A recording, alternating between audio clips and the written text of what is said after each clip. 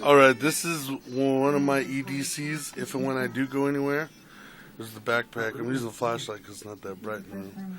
Gloves, canteen, multi-tool Gerber, knife, handcuffs, walkie-talkies, solar flashlight with batteries, so you can use either or. MRE packet that has gum, toilet paper just in case, MRE beverages, energy bars, granola bars, and stuff like that's good to keep in a E.D.C, which stands for everyday carry. You got a first aid kit, tampons, just in case, you never know.